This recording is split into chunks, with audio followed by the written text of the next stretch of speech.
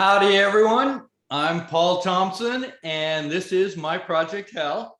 And for the next 20 minutes or so, Kelly and I are going to throw away the corporate lingo and just talk no nonsense, plain project management and give you some solutions to some real problems that we see every day.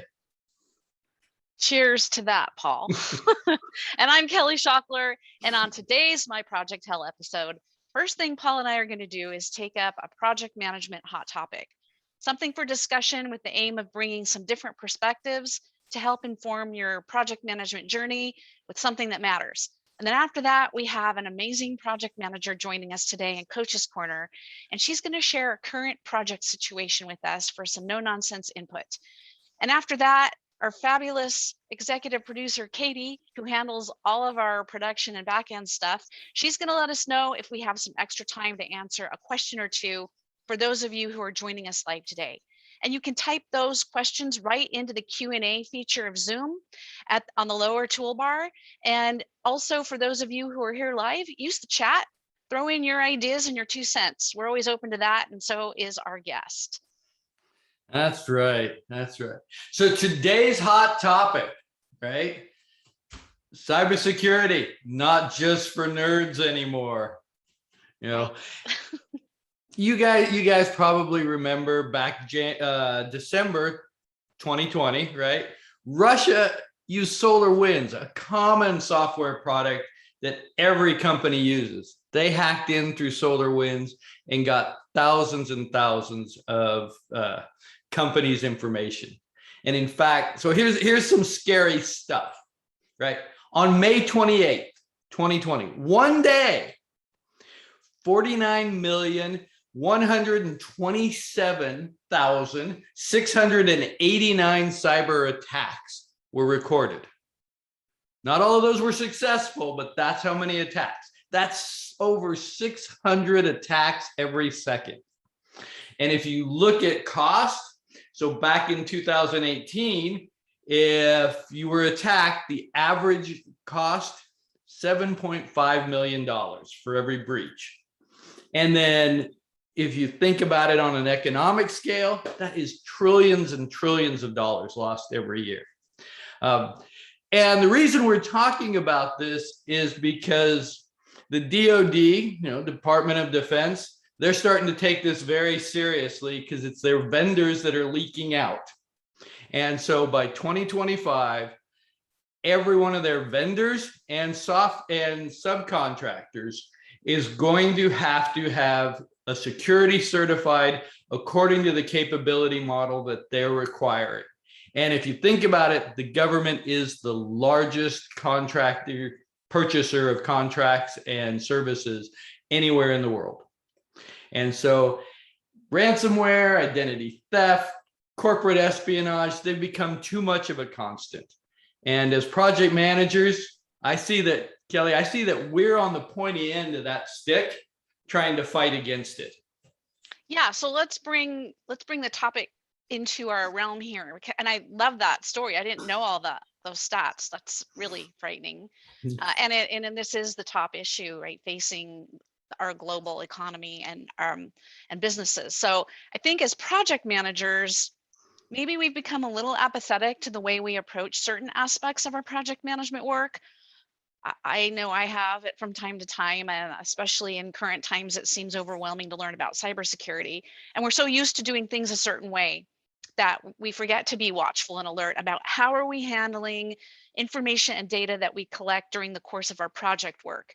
We think our internal IT cybersecurity is taking care of all of it if you even have a cybersecurity program in your organization. So I'm kind of thinking, what do we need to be aware of as project managers? And something that popped up for me was, how are we exchanging our information with, not only our internal stakeholders, but more importantly, our external stakeholders? Is that secure? How are we storing this information? Who has access to it? And these are all things we take for granted that we're expecting our organization to protect. But I think there's times when we as project managers can ask those questions and ensure that there's security behind what we're doing. And I think this pertains to project delivery excellence, right? Add this to your project plan. Let's embed security into our communication plan, and definitely include it in our risk analysis and planning. Right, right. I think you've nailed it, Kelly. I think you and I talk quite a bit about making sure we communicate to stakeholders, adding transparency. We really got to start saying adding secure transparency, adding secure communication, because that's really kind of the emphasis here, right? And so just like we manage risk, we're going to start to manage security on projects. And in fact, DoD, they just consider security as a performance risk for their vendors to manage, right? To them and to most large organizations, it's just another risk. And as project managers, that's what 80% of our job is managing the project risk. Right. We got one more, right? Katie's going to put some links out there.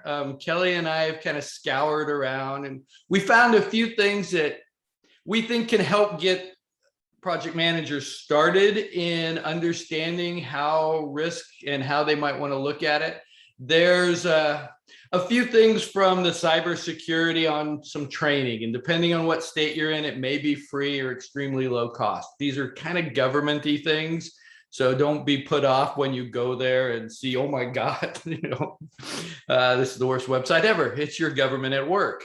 There's also a SPURS self-assessment, and SPURS stands for Supplier Performance Risk System. It's a self-assessment that kind of talks about good security hygiene. And so you can kind of start to get an idea of things that a security officer or a security engineer is going to be thinking about, so that when, Kelly, when we go and approach, the security team for part of our project, we're not befuddled or surprised when they say we need to be educated. That's the whole thing, is we don't know what we don't know. And so getting educated just at a basic level, you're not running a cybersecurity project. You don't need how to do that. But, there's these courses that Katie's linking to, and we'll put in the show notes for those of you who are listening to our YouTube channel replay. But that's a good way to get you and your team. Maybe this is a PMO training that you can ask your manager to offer to your team, get everybody educated and on the same page. That's right. And I'm pretty sure there's some PMI extra credits somewhere in there. There's got to be, yes. Technical PDUs. That's right. So this isn't something that only technical PMs need to be looking at. Anyone doing projects should have basic awareness of cybersecurity as it relates to how you're getting your work done. So big takeaway from this hot topic: PM courses are out there on improving your knowledge and how to handle that sensitive data and what qualifies as protected information. All right, so let's go into Coach's Corner. Diamond, are you ready to join us over here in the panelist section? I want to welcome you to the Coach's Corner on My Project Hell today. Hey, Diamond. All right. There you go. Hello. Hey, thanks for joining us. Yeah, so thanks for having me. Let's just jump right in your own words. What's going on? Yeah, so I just recently started a new role within a new company that is really at its beginning stages of setting up a kind of a PMO. So there's no real set project management software tool aside from what's in Microsoft Suite, like Office 365. So we do have access to Microsoft Project, but as everybody knows, it's pretty involved software. So my question is, of somebody newly coming into an organization, I've had experience using different kinds of project management software tools. How do I go about selecting the right project management tool for this organization? And also how do I advocate for a prior tool that I do have experience with that nobody even knows exists? So. Okay, this is a great question. Thank you for asking it. And just a few follow-up questions for you. About how big is your is your company, and how many people are actually project managers there? Yeah, so the company isn't too big, probably just a couple hundred people. The amount of project managers, there's only a few in IT and probably just a few scattered throughout the company. So probably like 5, but only really 2 or 3 of us will be using a PMing software tool. Okay, so you don't have too many people that might be what I like to call accidental project managers, where they're managing projects, but they're not officially with that title. Do you have some of those in there? Probably. I think the Okay. company is trying to get away from that, and hence why I was hired. Oh, great. Okay. Paul, do you have any questions for Diamond? So you talked about having some experience using some tools in the past. Think about what were some of the hardest things that you ran into as you started to climb the ladder in understanding those tools? Can you kind of give us some feedback there? I feel like there's always a learning curve with any new tool. That's always an issue that everybody runs into. It's just the user interface and how easily it can be used, and if you can apply like some other knowledge to it. So I feel like that's always kind of a learning curve as soon as you begin a new software tool, and then just getting in the habit of or at least just stepping into change. I feel like that's always hard too. And I definitely feel that coming into this new organization of, change is hard sometimes. Always. Yeah. Well, good. I think you're hitting on a couple of things that I know Kelly and I probably talk about. But so I think of tools and I think of chainsaws, right? Because everybody loves a chainsaw. It's a great tool, but if you don't know how to use it, there's a good chance you're going to be called lefty from now on. And 2, if you don't have any trees, do you really need the chainsaw? So I think you've kind of crossed the boundaries of you need the chainsaw. There's trees out there.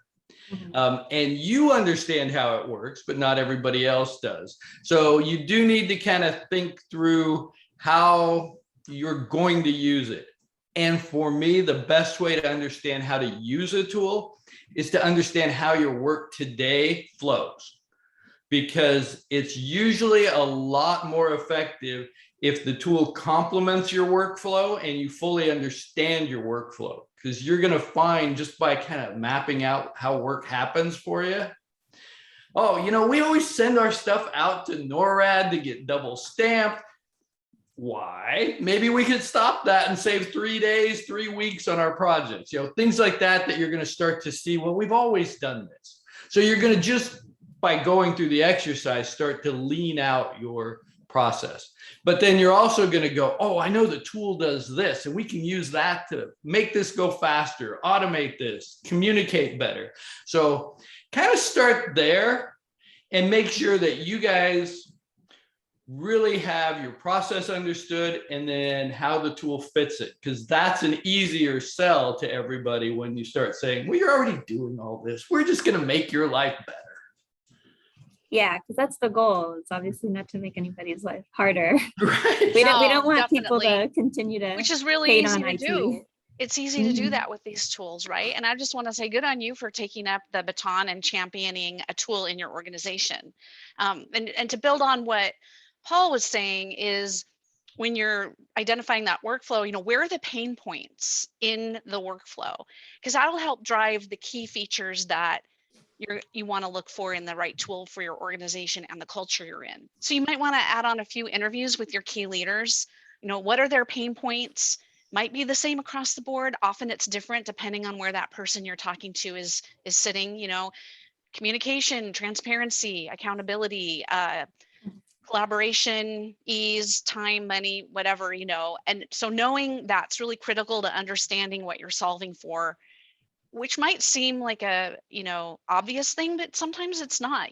Doing a little digging is a good thing to get to that right tool for your organization.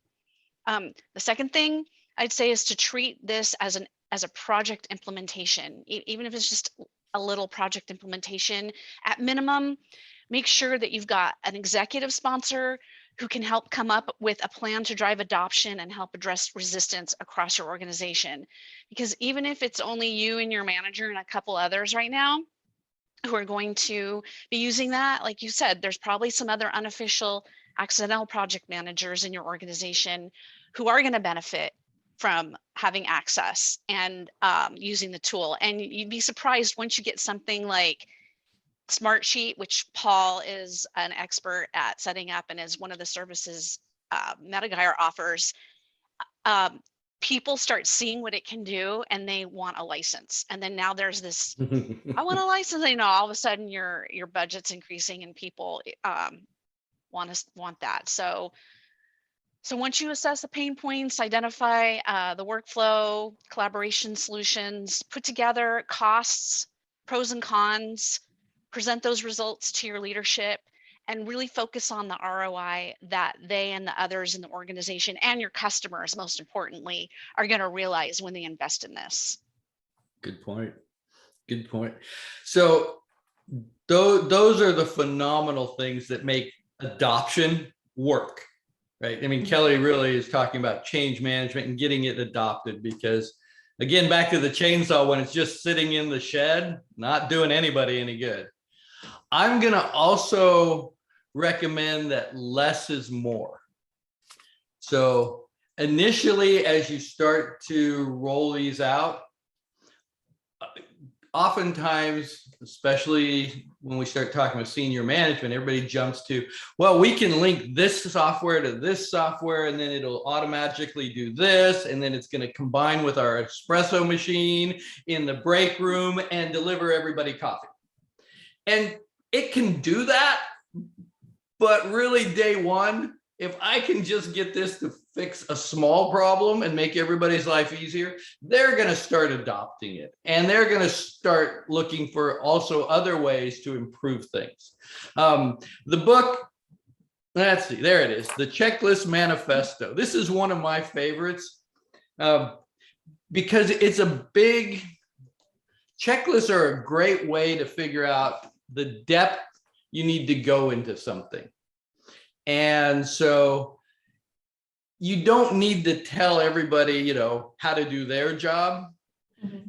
You need to understand enough to be able to go and trigger their memories, their things, so they don't miss anything important. And as you're doing your project plan, as you're rolling out this tool, you know, you're getting the things that are important. And that's a big part of what that checklist manifesto will do. And in fact, in my organization, we kind of took that and then now build project plans and stuff in our tools based on all those concepts. And it kind of keeps coming back to less is more, right? When you get the right level, you don't have to be, you know, continually sitting on everybody's desk. Are you done yet? How about now? Now, right? So that would be my suggestion, tied to how Kelly told you about managing the organizational change, right? Those are key. And then just make sure you're, you know, don't cut your arm off. Be careful, right? Because some of these tools are expensive. So, yeah. So as Kelly put it, right? Get your ROI, get your business case, even if it's just in your head, be very clear, because the more clear and concise you are, the better it's going to roll out. Okay, yeah. Thank you. Simon, just curious, your perception right now on this day from where you're sitting, how do you think rolling out a tool like this is going to be received at an organizational level? Is there probably a lot of appetite for it and desire, or what are you hearing and seeing? There's definitely a desire for it from at least my manager and I, and our senior, the manager above her. You know, we definitely see the need for it, and it seems like a lot of senior leadership is excited. They just don't know really what's out there and the capabilities.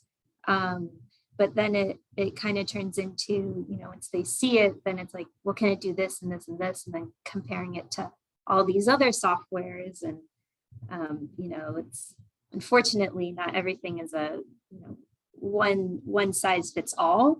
So that's hard to kind of navigate that that conversation of like, yeah, like this will fix this problem, but we're not sure if it will fix this one, or something like that. So there's going to be a little bit of, yeah, let's go with it. And then there's going to be some that are like, I don't know if we should change how we're doing things, or will this really matter in the grand scheme of things, So Yeah, it's kind of definitely. 50 or 50, and it goes back to people who really embrace change and then people who are a bit more reluctant to it. So Kelly, you have on your learning library, right? You have some things that just might help here for some of the changes and kind of help when they start to look at implementing the tool. Don't you have quite a few templates that might help? Not specific to picking out a tool. That's in my Project Management Success Accelerator course, actually, all that information, but it's not in my free learning library. But thanks for bringing that up. I have some good stuff in there anyway. Right. There's great stuff we've got on that website. Yeah, but Diamond, thank you for sharing that. I just love that you're doing this. And if you do some of the things or think about some of the things, at least that Paul and I have mentioned, I think it's going to be a great implementation with some successful outcomes. Yeah, I think so too. So yeah, I just wasn't thinking it clearly of this is a project within itself. So it's just, I was seeing the end game and not really the steps in between. So this was a nice conversation to be had, to take a step back and be like, oh yeah, I need to go back to costs and processes and pros and cons and things like that. So. Well, great. I'm so glad we could give you some insights. Awesome. Thank you. Thank you. And it looks like we may have gone a little long. I'm going to guess that we don't have time for any questions today. So I think we're going to have to close out here. All right. So like always, you can go to My Project Hell YouTube channel and catch all of our replays. And one thing we'd sure appreciate is if you like and follow our channel. That's really helpful. We've got that link also in myprojecthell.com website, where you can also register for the show. And if you want to spend more time with Paul or me, you can do that for free for 30 minutes each. We've got Calendly links that you can schedule some time with us to talk about your Project Hell situation. That's right. And I hope you guys did enjoy this, because I know Kelly and I have a lot of fun doing these things. Diamond, thank you for taking the time to join us. Next week, or next episode rather, we've got a great topic. Where's Big Brother hiding? That ought to be an interesting topic. And if you would like to participate in the show on Coach's Corner, please register off of My Project Hell, or drop us a note at myprojecthell@gmail.com and let us know you're interested. You'll also be receiving an email afterwards that has a quick little survey. Really appreciate it, because we always benefit from lessons learned. Thank you all. Thank you, everyone. See you next time.